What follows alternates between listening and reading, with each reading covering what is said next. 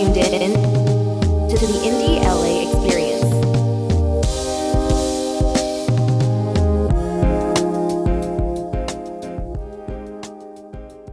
Marcus, you and I have talked about this a few times on the podcast. We've kind of touched on this topic. You know, a lot of what we do, like we know that we haven't gotten here on our own. You know, there's Right. people who have been a part of our journeys, you know, in one way or another. Who are some of the teachers or mentors that have really impacted you in your career? I had a lot of teachers in elementary school. Actually, I know that my elementary music teacher, Mrs. Wynn, and in middle school, you know, my band director, Mr. Foote, super strict, but you know, that discipline definitely helped me and like pushed me.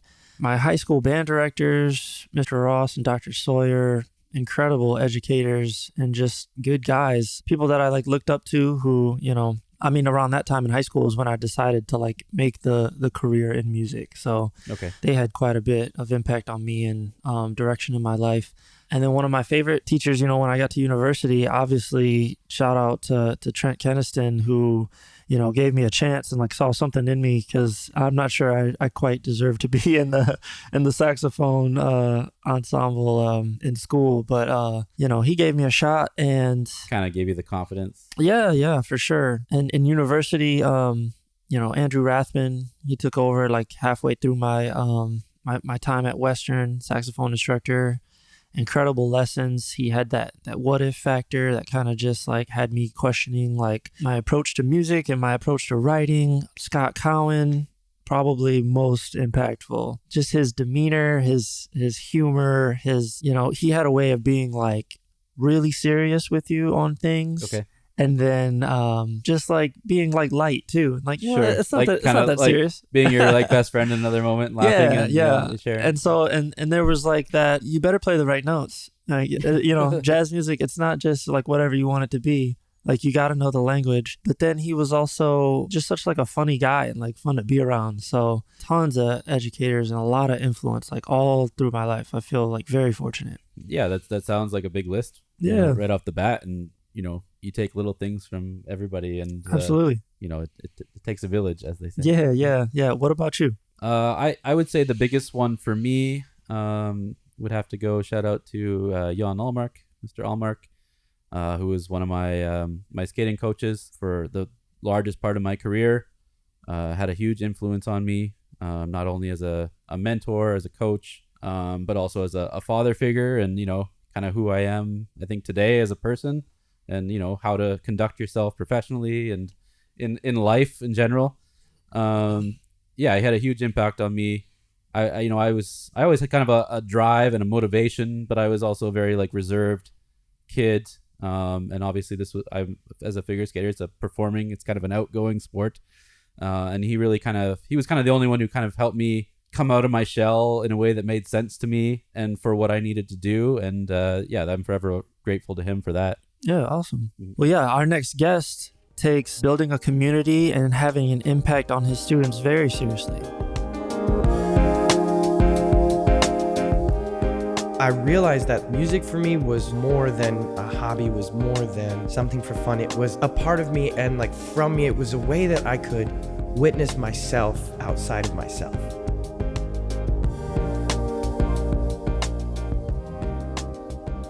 All right, with us today in the studio, we have music artist, producer, singer-songwriter, instrumentalist. He's well immersed in the LGBTQ community. Jay Long, welcome to the podcast. What's up? Thanks for having me, you guys. I'm really excited to be here. Yeah, thanks for coming. Yeah, we want to get right into it. How did music inspire you at a young age? How did you make that your career? Yes. So I have a funny story. I was thinking about this driving over here. I was like, I know this is going to be one of the moments. It has to be. So I have a really funny story with like a name drop in it. I was hanging out with some friends, and Darren Criss, the artist who's on Glee, who's a performer and actor, American actor, was like sitting next to him and chatting at this party. I was like, whoa, man, I kind of know you. Like, I seen you on my TV. And I was like, how did you get involved in music? I asked him this question. Yeah. And his answer is my answer. I was like, are we the same person? He was like, when I was a kid, I wanted to play the violin, which was true. When I was 4, I told my parents, like, I want to do that. Wow. They're like, okay, you'll do it for a week and you'll quit. And surprise, here I am, 32, teaching kids violin now. So, Joke's on you. But Darren Chris was sitting there and he was like, yeah, when I was a kid, I wanted to play the violin, and then playing the violin got me involved in like playing in like orchestra pits or like musical theater. And then seeing that happen on stage, I was like, wow, I really want to sing as well. And then I got involved in doing that. And then I started being like an artist, and I was like, this is literally the exact same story I have. Yeah, wow. Did that, saw musical theater, was like, this is really cool. Found a voice that I could sing like late in life in high school, started doing like vocal jazz and choir and stuff like this. And I was like, I really love this. I really connect with this. And then started writing music and went to college for music. Yeah. But yeah. Awesome. So violin, that's where it all started for you. Yep. I feel like every person I knew who played the violin was like a mandatory instrument they learned. Yeah. It wasn't like a voluntary thing or somebody who they wanted to play the violin. Oh yeah, Oh, yeah. all the kids I know, like like my parents are making me. But that's so interesting. Like, I have to do violin on the weekends. Yeah. That you were drawn to it. That's cool. Yeah. And I always tell kids this because every time I say I teach violin, they're like, oh, I used to play. Oh, I used to play. It's the same thing. And I use that with my kids now. I'm like, every single person I meet says, I'm so sad I quit. No one has ever said to me, I'm so glad I quit playing that instrument in elementary. So I'm like, so keep playing. Don't stop. Be on the other side of it. Yeah. Be happy that you did. Yeah. And you said you got into some vocal jazz music. Like, what inspired you there? Yeah. So in high school, I always wanted to do like the musical theater, but I was also like on the swim team. I was captain of my swim team, and it was like, they always conflicted. So I was like, all right, I want to sing. I want to read music. We had a vocal jazz group that was like pretty good, and they would like go out and like do a lot of gigs. And I auditioned, and our choral director was like, where have you been? Like, you can just sing like this? Like, where have you been? And I was like, I didn't know. I was like, I didn't know. So I like hopped into that in high school late, and it's just awesome. Like, vocal jazz is just such tight chords. It's like 8 people singing, and each person has their own individual part. Like, you don't have a lot of support from others. So it's like this almost like community responsibility of like, I got to be there for all these other people. Like, we got to be locked in. Yeah. Yep. So it was just like, it was really exciting, the pace of it for me. And I was like, and the chords are crunchy as hell and like really strange. So I was like, this is cool. Yeah. And that like led me into choir, led me into doing vocal stuff in college. So that was really dope. Okay. Yeah, I can relate to. I played the saxophone, so I played in an orchestra, and you've got like 5 saxophonists, but then you're playing like behind like in front of the brass players too. And so like you might have a part similar to like one of the other horn players, but like it's on you. Like, you have that responsibility to like be a part of that like bigger picture. Makes That's you really a better cool. musician for sure. Yeah, It's a great responsibility. Yeah. Well, let's get into like your music today and how you have built a community. Yeah, man. I went through this phase in my life in high school where I stopped doing music because I was like, I don't know, I've just always been doing this. Do I really love it, or is it just so comfortable? And like stopped. I was like, I'm gonna be an architect. They make a buttload of money. That'll be great. Like, started doing that, stopped doing music, and I was like, why does my heart hurt? like what is happening here? Like, I don't feel good. And like in that moment of like absence of daily practice, like having orchestra every week, having musical theater and like rehearsals all the time, I realized that like music for me was more than a hobby, was more than something for fun. It was like, It was a part of you. yes. And like a part of me, and from me, it was a way that I could witness myself outside of myself. And like this led me to write, to make things, because I was like, oh, if that's how I feel about doing other people's music, what would it be like to hear myself and my own thoughts back? Like, writing things down that feel bigger than me, that I don't understand, putting them in a piece of music, whether they be silly and trivial or like deep and verbose, putting them there and then listening back to them.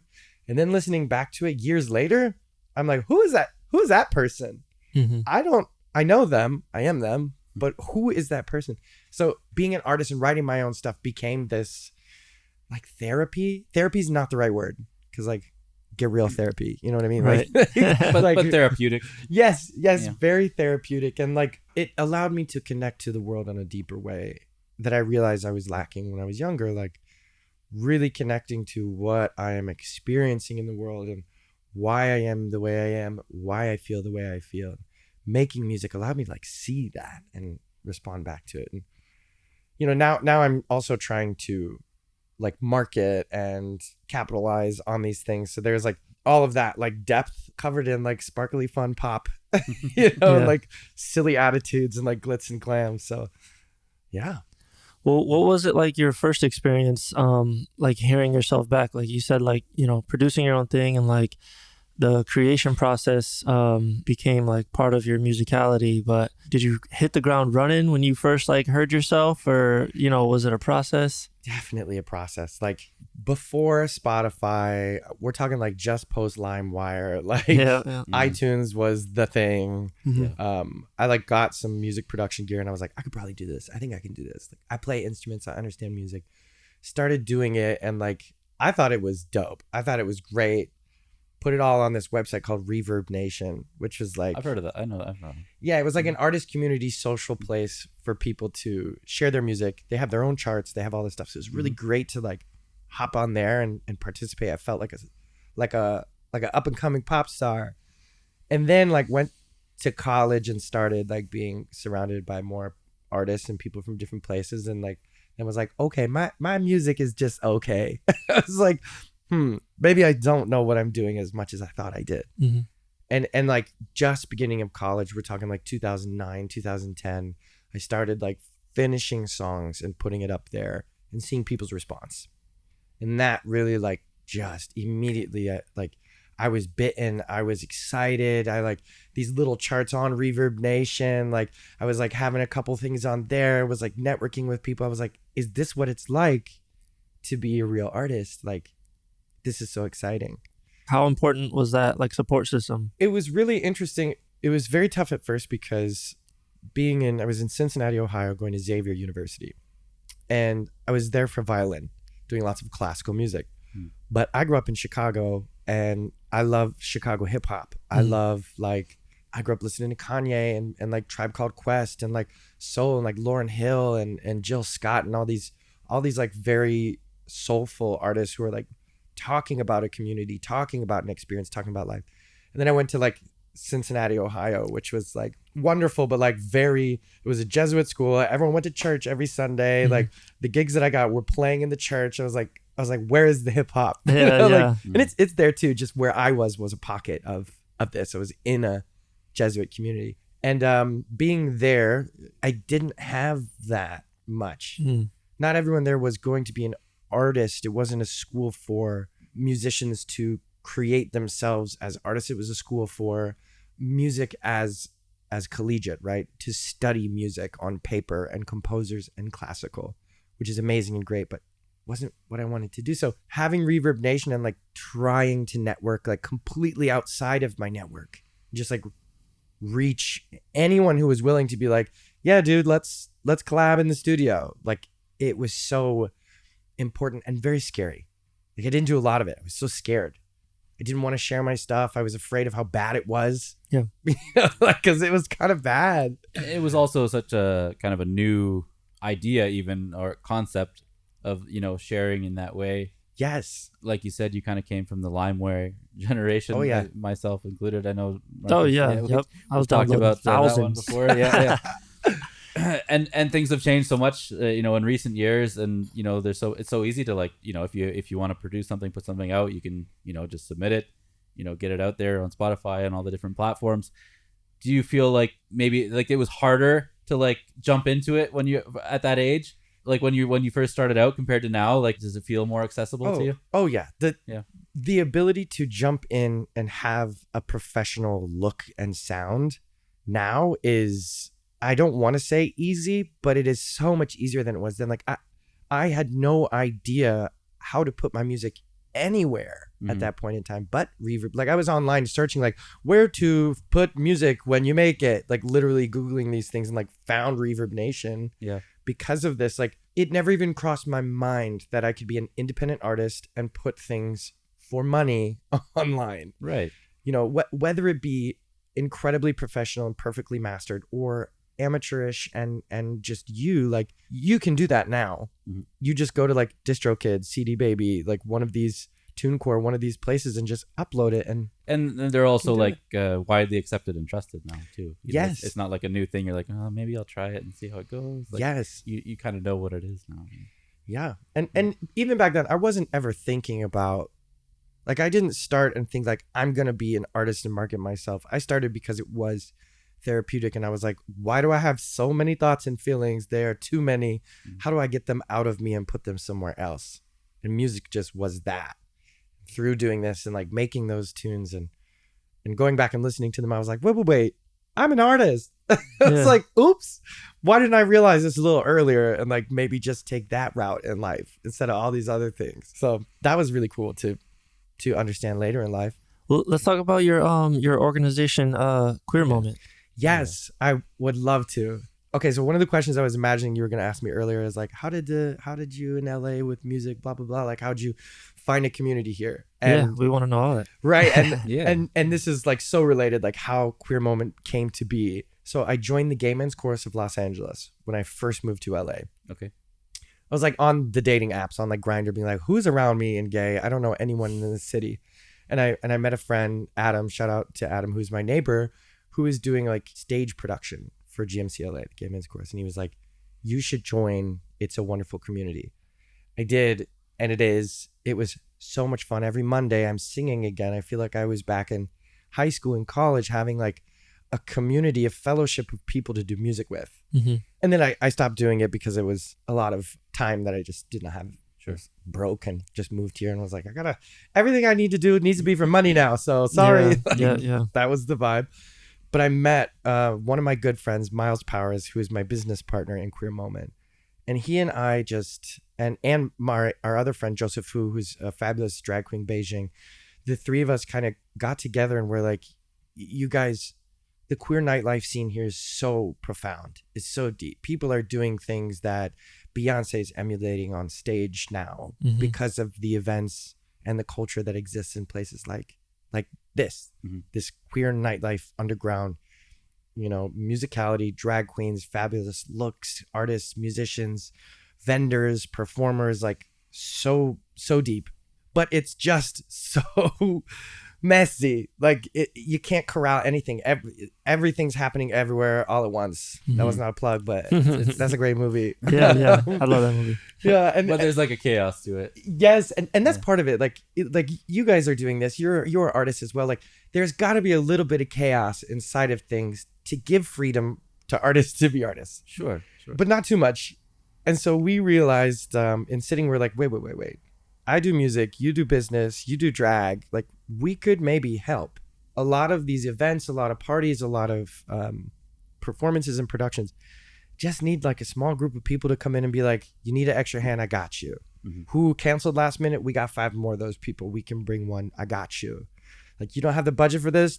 Well, let us just come and hang out. Like, give me a couple free drinks. I got you. And like community for community is just so deeply profound and important. And we started this organization and now we're doing that. Like we're helping with a lot of underground parties. We're like doing events of our own.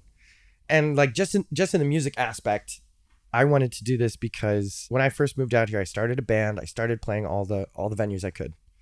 Right? I went to the Mint, the Federal in North Hollywood, to a bunch of different places around in like Silver Lake and downtown and all this. And so many of those places were pay to play models where if I want to play the show, you have to put up the money, sell the tickets. Right. Yeah. And I'm like, but who is taking that? This guy? Who are you? Like did you put all this together? Are all the artists friends? Who's going to be there? Like, did you cultivate this or is it just whoever came to you first and you need to put somebody on the stage?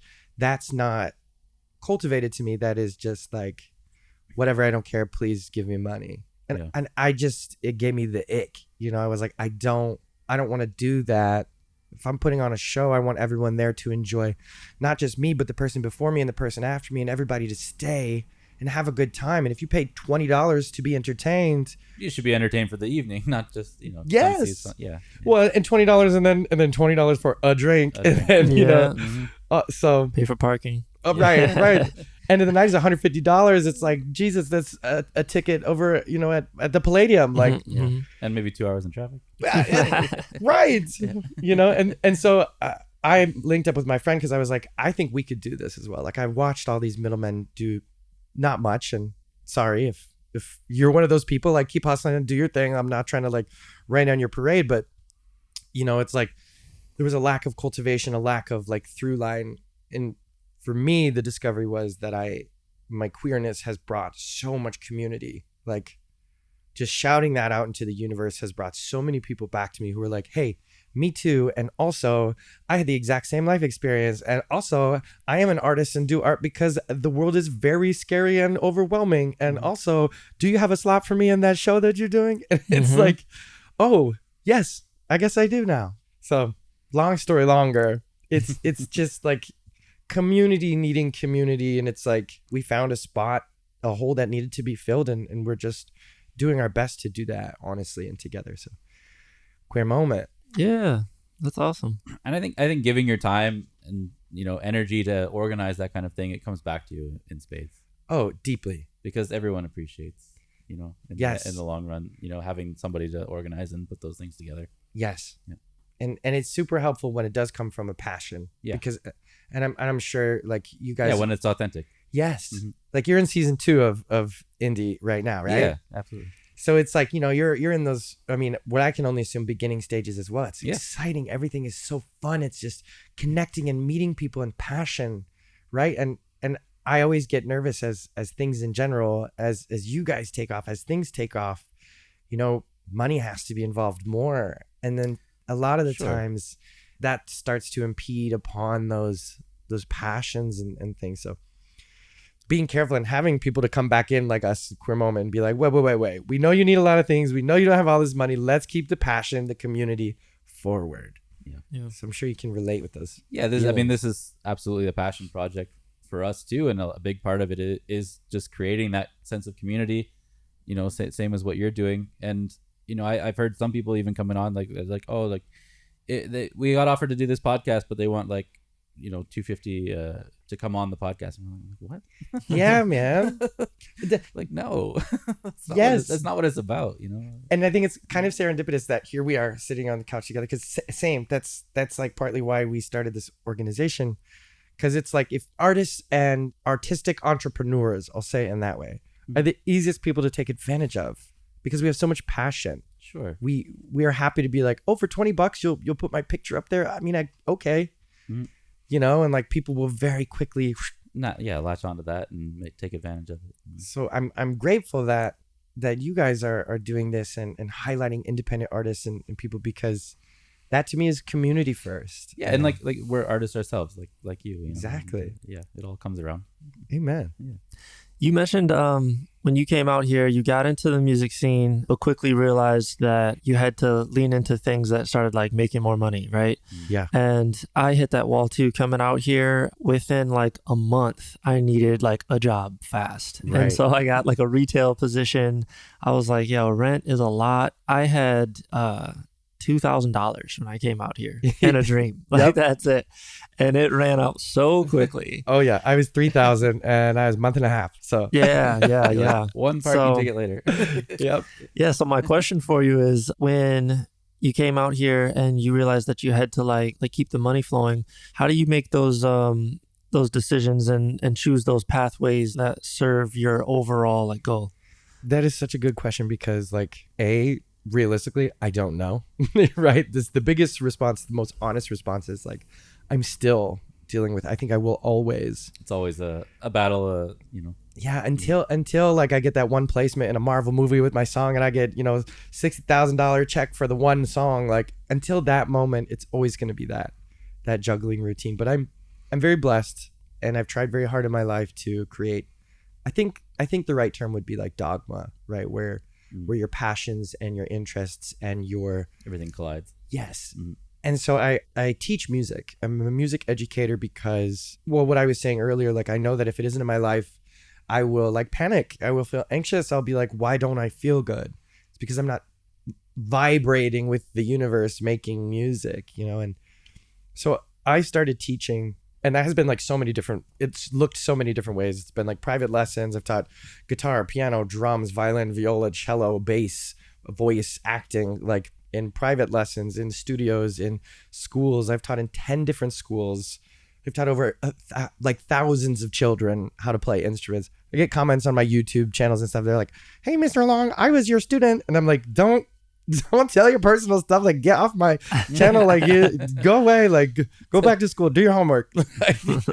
But I think like if you ever get so lucky in life to kind of have a little bit of what you love inside of what fills your wallet, you know, like to pursue that, because I'm finding that like being a music teacher, I'm practicing piano every day.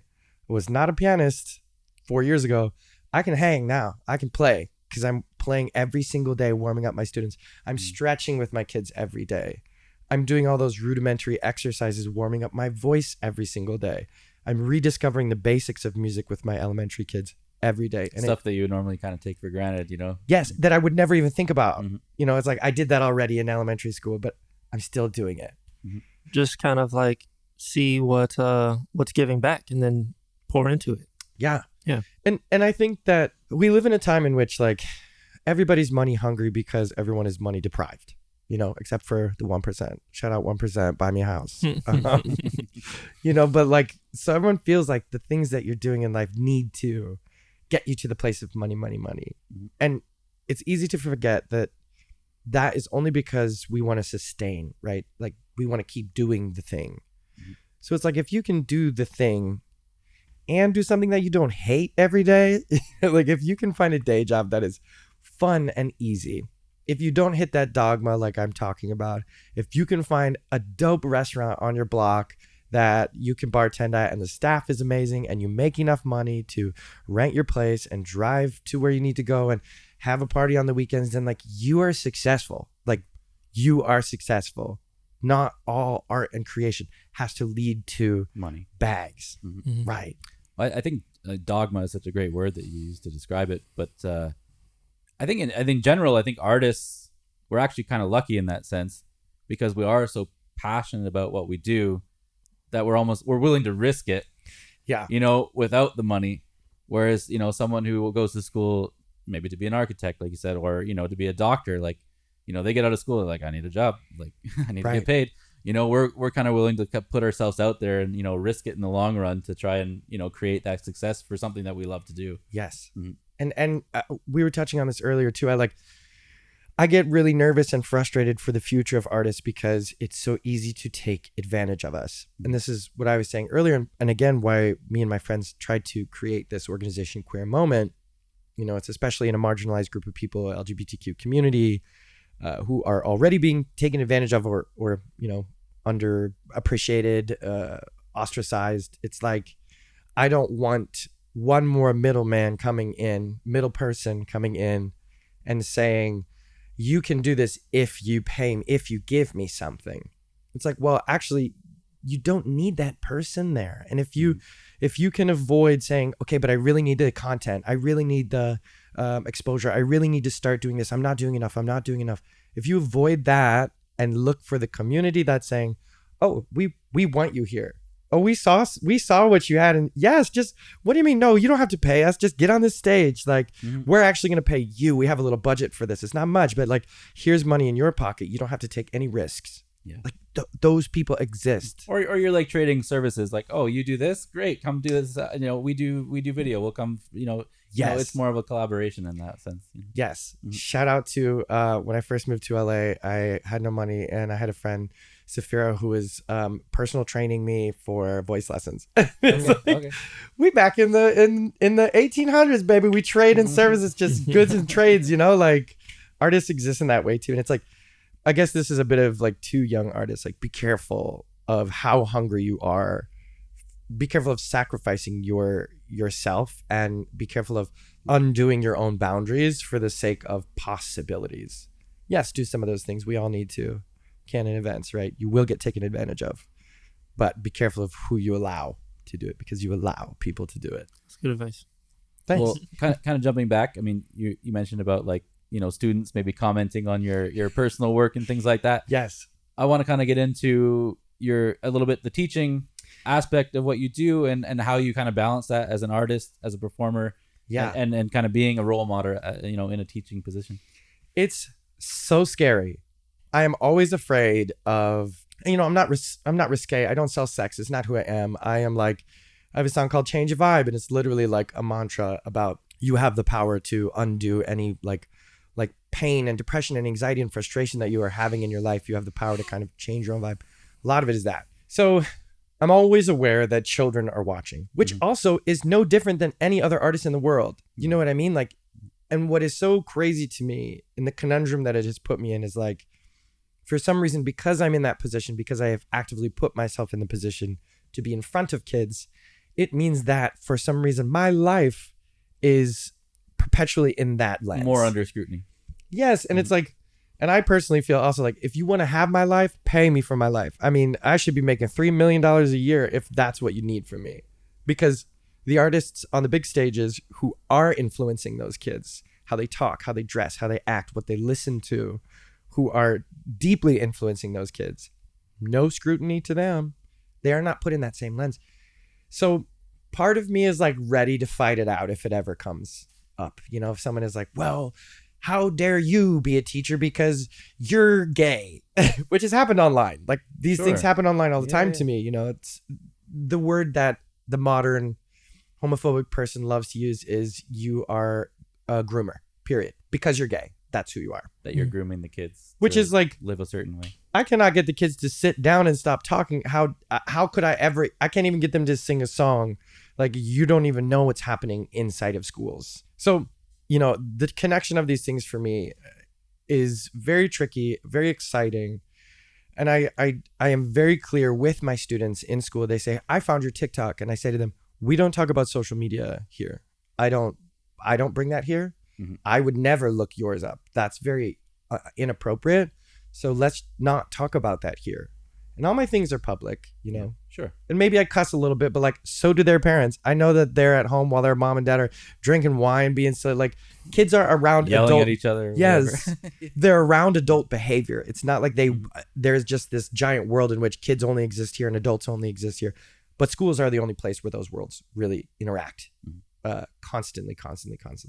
So, you know, I just try to keep them a bit separate, but it's also so incredibly exciting because working in that world, it is just a micro versus macro version of the rest of the world. Like I jokingly posted this on my TikTok the other day. I was like, I'm a politician. Like I work with a community of people who just come from around the community here. They have to be here. I make sure that everyone feels good, represented and seen. I make safe spaces for us to all participate in doing community together. Like, tell me how that's any different than like your local governor. It's just on a macro level, right? And so I try very hard in any aspect of life to see that micro macro. And like working with kids allows me to be a better host at events when I am on a microphone and I am in a room full of people and I have to intake their emotions and keep the room safe and being exciting. Inclusive. Yes. Yes. Like deeply that. And I think that like also the better answer to that is as humans, we are able to have different aspects of our lives. Right. Sure. And I hate and I'm waiting for the day of being attacked for being LGBTQ and open and honest about my life and all of my experiences and also being a teacher, but I keep them fully separate other than in my head. You know, like I am a teacher, I am a queer artist, I am all these things, and they do interact for me, but they don't interact in life. Like I'm not bringing kids to the warehouse parties, and I'm not bringing drag queens into my classrooms yet. Maybe, you know, but like to that point, I mean, it shouldn't even really be an interesting question. You know, like, yes. You know, like I can go to work, I can go home and do whatever I do at home. You know, like it doesn't mean it interacts, but right. I think because it's such a topic, you know, right now in the media and, you know, all the like book bannings and things that are going on, you know, people are like so sensitive, hypersensitive to that stuff right now. And like I made a joke the other day in class and one of my teachers like almost like corrected me because I told the kids, like I joke with the kids all the time. I'll be like, that was really bad. Like I'll be honest with my kids and they'll giggle, you know, they know like we're working. But I have these little instruments and they have stickers on them. And I was like, if you peel that sticker off, I'm sending you to jail. And my other teacher was like, you can't say that now. And I was like, what do you mean? I was like, they're not going to go to jail. Like, what are you talking about? And she was like, I'm going to get calls from their parents. Like nowadays kids go home and tell their parents everything. And then the parents, when we were kids, my parents would be like, stop being mean to your teacher. Yeah. But nowadays with this, like, you know, self-protection and like owning who you are, like being individual and all this, like parents are like, well, if you felt that way, then your teacher probably did do something wrong. And it's like the eggshells that we are crawling over to make sure we don't say the wrong thing or be the wrong thing or do the wrong thing. And in the meantime, receiving that energy, zero of that energy back, everyone feels free to tell us. Thankless position, 100%. Yes, and it is a scrutinizing position too. Kids tell us what we should do. Other teachers tell us what we should do. The principals, the staff, the organization, the parents, everyone. The entire world is telling educators how to be educators. But you know who's in the classroom? Us and the kids. No one else. So it's like, I don't know where everyone got all these opinions, because no one's coming to the schools. And you can. Parents can come into class and sit and shadow the whole day and see what's happening. I wish more parents would. But they don't. No. They just sit at home. Because they have to work. Money, right? That's. I mean, I know for myself, I know how important some of the mentors I've had, in my life have been. And I know, Marcus, for you too, like you talked about in school and stuff, some of the people who really inspired you, or maybe they were hard on us at the time, but like going back now, like you're so grateful to have them in your life. And I mean, I guess that's kind of the reason you do it, right? That, is to, for the kids, to have that moment where they look back and like, that teacher was like the one who got me inspired. And I hated school, man. My very first day of preschool as a child, right? Who goes to preschool, I guess. My mom woke me up the next day and was like, Jay, what are you doing? Get up. Like, it's time for school. And I looked her in the eyes. I was like, school? I already did that. I was like, I'm done with school. I thought it was one and done. And I am like still in school, and I hate schools. But growing up, I did not see people like me often. I did have queer educators and people who were LGBTQ in my life very much. But in 90s and early 2000, like, you could not be proud in that way. And the conversations happening online politically are that, kids shouldn't be exposed to things that are queer. Kids should not be exposed to this. But it's like, where do you think gay adults come from? Just poof, when they turn 18, it's like, that's when it happens. No, there are queer children who queerness is not always sexuality, right? It's identity. It's how you feel about the world, about life, how you relate with things, and how you see yourself in others. So it's like, I dress like this. I act like this. I put my music about gay love online in music videos where I'm wearing dresses and makeup, because I know that even if kids are watching, what I'm doing is not wrong. It's not bad. It's authentic. Expression. Yeah. I mean, queer, not queer. I mean, kids in general are like just trying to find themselves. Yeah. So that's like a very normal thing to go through, a normal process. I mean, so much of art and what we do is about expressing that journey. Yes. I mean, it all falls into place. It's not. Yes. And I love that you say this too, because it is so true. Queer, not queer. I'm always like hyper fixated on this just because I enjoy it. But it is also just universal. Like, all of the troubles, all of the woes, all of the things, we love to other each other, right? It's like, well, I and them. And it's grouping into us. Yeah. Period. It is us. Like, we are all going through this.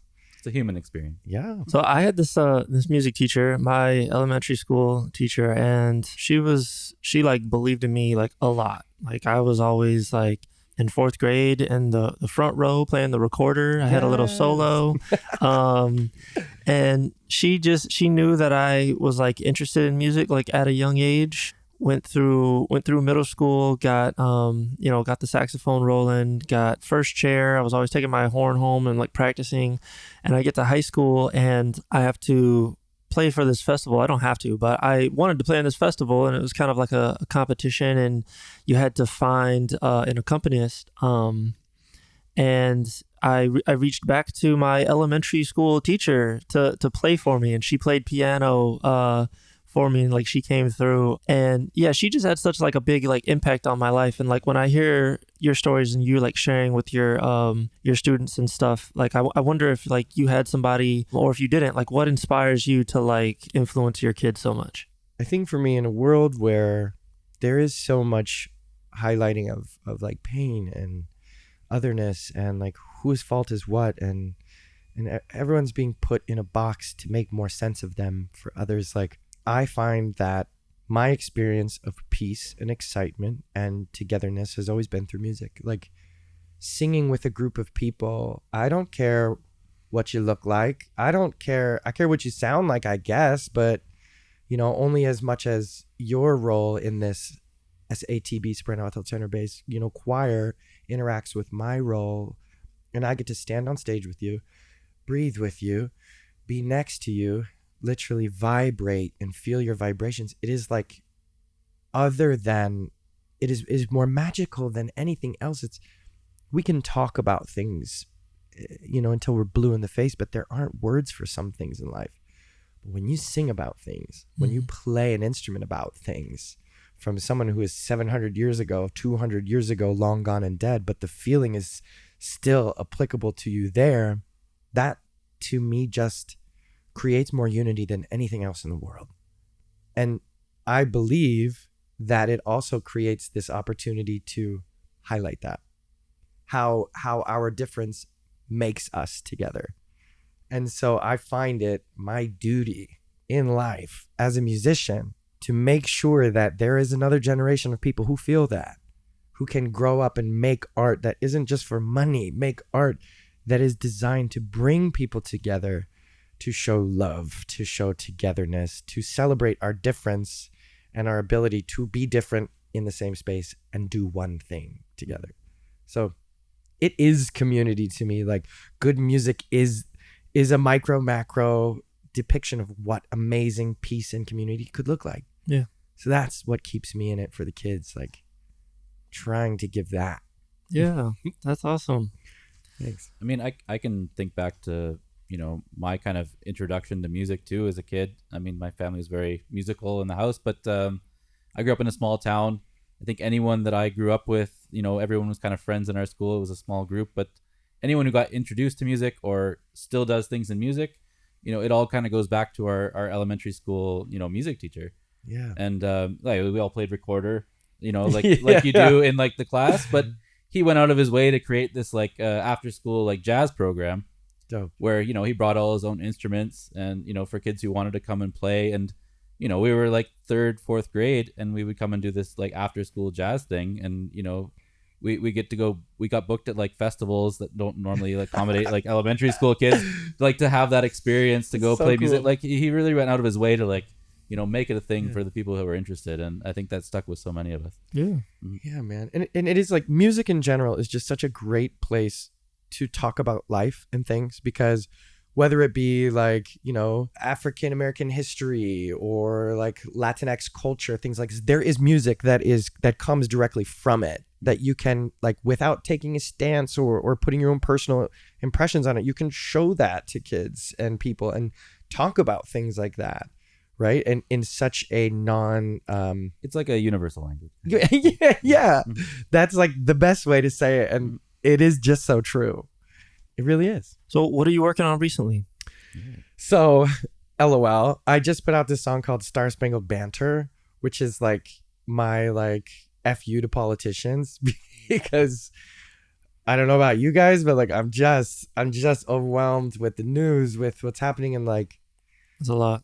It's so much, and there's so much pain and anger and frustration from these like levels of power that I was like, what do I do? I'm not a politician. I am just a little gay artist. Like, what can I do to participate in what's happening in the world around me? Yeah. And I was like, well, make a song. So actually I wrote this song when Trump first got elected, because I was having big feelings and I didn't know what to do with them. So I wrote this conversational piece of music. And then this year I just felt that I really needed to put it out, because 2024 is an election year, right? And we're approaching some heavy things that like we as a community need to kind of put together. So I put it out on 9/11, partly to be topical and partly because that was like a day as my youth when I was like, oh, the government kind of sucks. Like, what's going on? This is crazy. Like, I did not know we could be hurt in this way as a young person. So that song just came out, but it's also like, as I am, it's like very kind of jolly and jovial with like deep undertones of like real deep conversations. But the point is to like giggle and enjoy it and then listen to it. Like, I always kind of hope that people pull in and listen to something a second time, because I design it to be that way. But I just put that out, Spangled Banter. I have this song that I have been waiting to release for a very long time because it is precious to me, that I think I'm going to put out next month. I'm going to be performing a showcase mostly working inside community with Queer Moment. If you follow us on Instagram or anything, we work with tons of events, and you'll often find me performing there, hosting there. But I don't like to post a lot. Like, I don't like to participate too much in social media and things. I try. I'm playing the game, y'all. I enjoy it when I can. But if you follow me and like check a story, I'm always like, oops, I'm doing this next week. Please come. Yeah. It's kind of that. It's hard to balance that social media life, with your personal and your work. And yes, when you're doing it for work, like, you don't really have the energy or the time where you're like, yes, I gotta keep doing it for myself. Yeah. But the big thing for me, that song, go stream it, go listen to it. And like, I put a mantra in the end of this song to like remind people, like, as we go into the voting year, and it's like, I don't serve the government, they serve me. And then, it's like, it's about time that we defund the police. And you don't have to agree with me, but I believe in defunding and reallocating funds. And then freedom isn't free. We demand it in the streets, and we gonna fight for everyone till everybody eats. And like, I believe in this. I put it in the song to get stuck in people's heads, to remind them, like, you don't serve a people. You are the people being served, and like, isn't it crazy that people don't eat every day when... Yeah. Well, even just, not to go on a tangent, but just jump on the defund the police thing. So many people just hear that and they're like, so they're just not going to pay the cops. We're not going to have cops. But that has nothing to do with what it's about. It's about, stopping to pay for extra programs that aren't really existing, or, aren't having any effect, like, to allocate that money to other organizations, other projects that are, trying to actually have an impact. Yes, like teachers. Yeah. If you had kids who were educated and felt good about where they were in life and how to do things, you might have less crime. Like, this is proven. It's like, how about we defund? We don't need tanks and helicopters everywhere in LA. How about we give some of those money to the teachers? Anyway, clearly I'm very biased, but all right, Jay. So you have a clip for us today. What are we gonna hear? Yeah, so I'm gonna play you guys a little bit of my newest single, Spangled Banter. I'm gonna just start it at the beginning. We'll go to the first chorus. Yo. Hey, let me say some shit. I ain't waiting on this. I got too much to miss. I got all y'all to diss. So done with your life. You mean it not nice. You ugly and rude. You smell like old food. Listen, I don't wanna be a part of nothing that you're doing, cause the only thing you're doing is boring. I don't think it's funny to be sleeping on everything. All the time I hear you just snoring. You can catch me in the morning. I got folks getting paid for me. I don't do shit I don't want to do. I'ma live life like I want to, boo. I got too much going to be turning around and slowing down for you to catch up. Hurry, I'm across the finish line of motherfucking record time, so if you trip I won't worry. I'ma say just what I want to you. If you ain't liking, then shut up, dude. 2023 about speaking truth. Sorry in advance if it come off road. I can't help you if you sorry. Please feel free to leave the party. Don't be mad, we glad you came. But soon as you leave, we gon' all throw shade. Yeah, I love that. Awesome. That drive, Awesome. that punch, but then the piano so like playful over top. Yeah, I love that. Like, I'm very dichotomous. I am like a Gemini. I'm bipolar. I'm like highs and lows in life all the time. So I just embrace it and try and put it in my music a lot too. Yeah, it's there. Yes. Well, where can everybody find your music? On Spotify, I am Jaylong, Jaylong, and it's everywhere. I'm on Tidal, Spotify, iTunes, any streaming platform you can find music. I'm there, and I just go by Jaylong to keep it simple. But I don't have tons of followers, so you might have to search a specific song. Search Star Spangled Banter. I should have called it Star Spangled Banger, but anyway. And your socials, your handles? Yeah, I go by Jaylong Official. I put the official because they wouldn't officiate me in my early days. So I'm on TikTok. I'm on Instagram. I have a YouTube account. I don't post a ton on YouTube, but I'm going to be releasing a lot of the shows that I've been doing in the past on YouTube in the next few months. But it's all Jaylong and then official on the end if you can't find me, right? Awesome. Jay, thank you for coming out. Thank you for sharing your journey with us on the podcast. We appreciate it. I appreciate you guys. Thank you so much for doing this, for having me. Please keep it going. I can't wait to watch and listen to more.